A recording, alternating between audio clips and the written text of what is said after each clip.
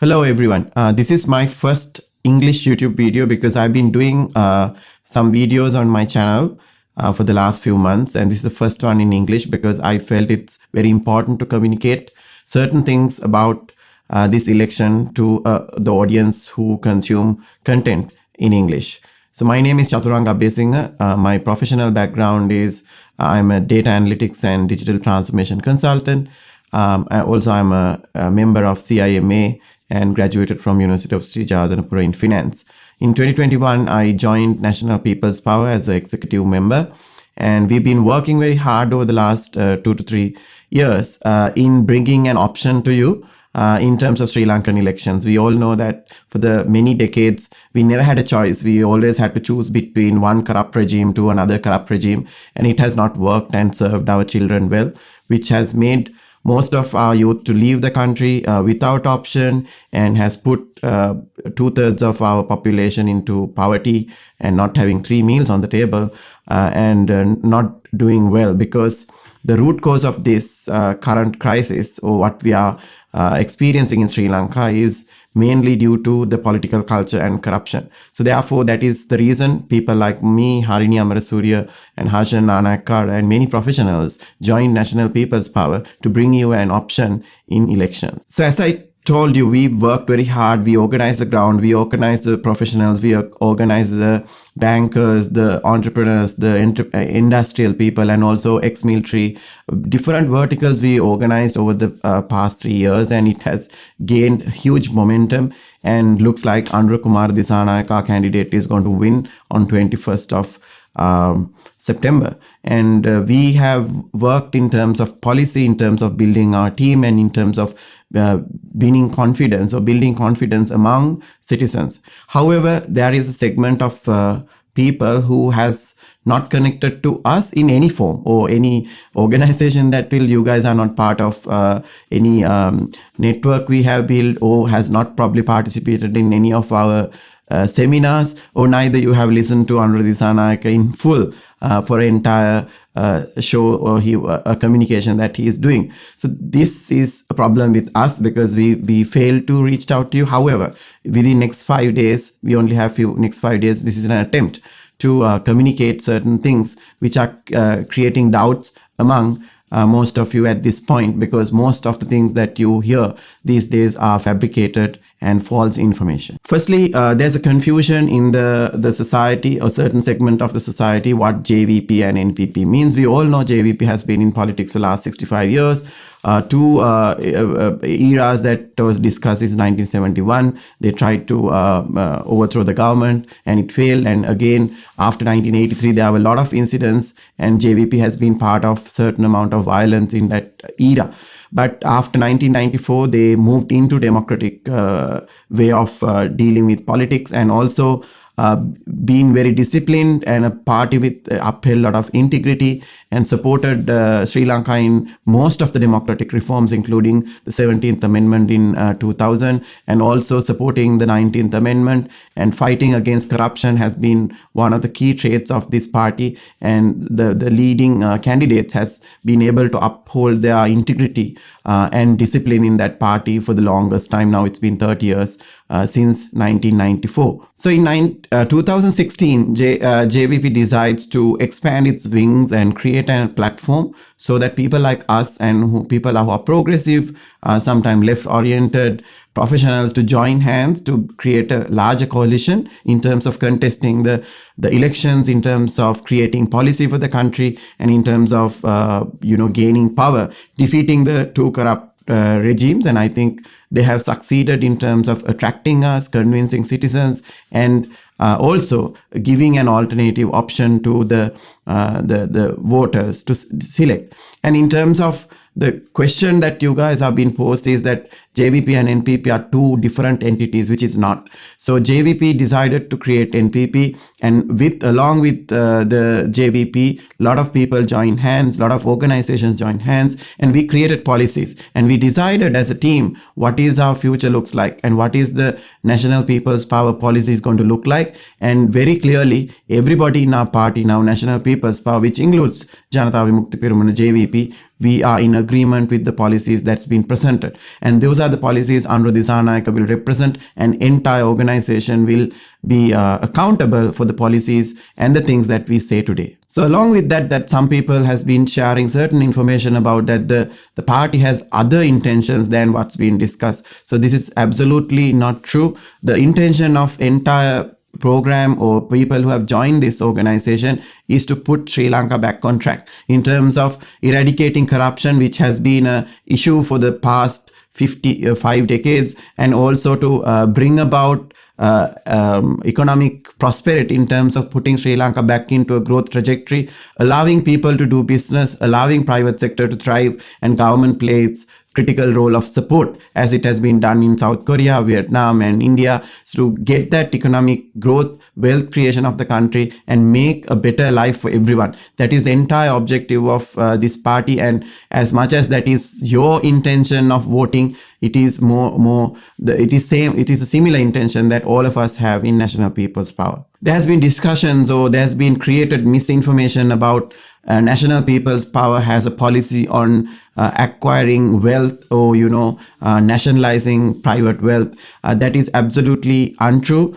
because we see in recent past in across the globe something like that has not happened. So NPP is very much for wealth creation because our country needs to create wealth. That is why we are very much supportive of entrepreneurship. That is why we are supporting the current industrialists and the businesses to grow within Sri Lanka, not only within Sri Lanka but even to grow beyond the country and win the globe. We want all the people to be part of the economy and grow their wealth, become better in terms of their economic abilities, and government has zero intention to acquire the wealth that they create. But we will ensure that the current tax system in terms of income tax will be that net will be widened, and whilst people create enough wealth for themselves, and the fair portion of the taxes, which is the current rates, will be paid to the state, so that the state can ensure there's education, health, transportation and administration is done properly, and also the level of support that it would give to industry in terms of technology, R&D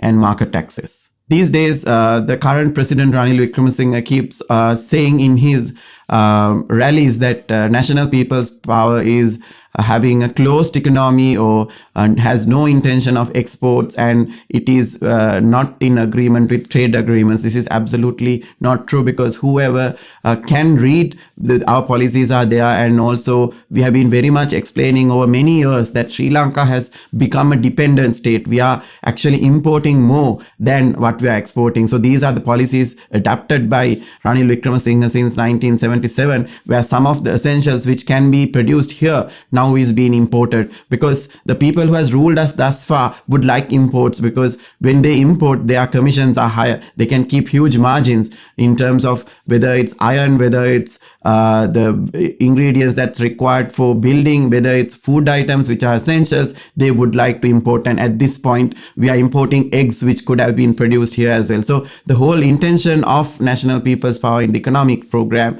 is to create export-led industry. This is in terms of services as well as goods. So we are the service economy to grow, especially on tourism, IT, and the marine services, and in terms of manufacturing to grow from where we are, what we are good at in terms of agriculture, assembly, and in terms of minerals and fisheries, there are many potentials. And in our policy, it is very clear that we would strengthen the foreign services of the government that can bridge Sri Lanka to different countries, create various types of partnerships, and also our willingness to reach out to new markets, developing markets, and also to enhance our current agreements with India, Pakistan, and Bangladesh. And you would see, if you are a person who's aware of trade agreements, Sri Lanka does not have any trade agreement with the developed world, whereas Vietnam has been able to sign up 11 agreements to facilitate their products. And at the same time, when you go in for bilateral trade agreements, you need to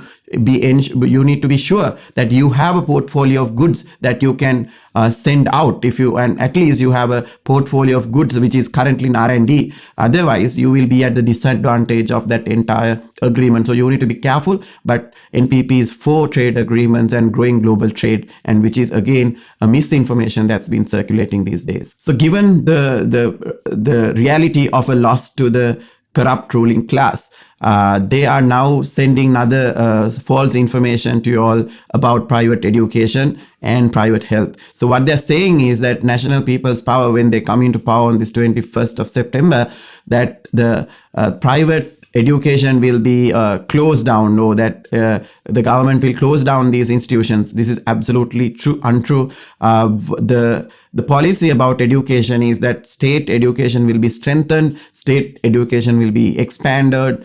At the same time, private education can remain under regulation. So that is the policy of National People's Power, and there is no need to panic. And there is nothing that will happen to the current private education systems or private education institutions. At the same time, health is similar. Currently, people are being serviced by the public and the private health services. We would ensure that the public health service will be strengthened and improved, whilst the private health service will remain under regulation. At the same time, we want to ensure that the people have the choice for education and choice for health. So our duty as a government of National People's Power to ensure that nobody is limited, nobody is deprived of education and health because of the income of that person. At the same time, if anybody has enough wealth, enough money, you have the freedom of getting education from private institutions, getting health from private hospitals, or even to go overseas. There's no restriction as such, and these are false accusations. You know that how difficult to build an alternative party and challenge the status quo, and NPP has been able to do it. So NPP has been able to win the trust of the people and ensure the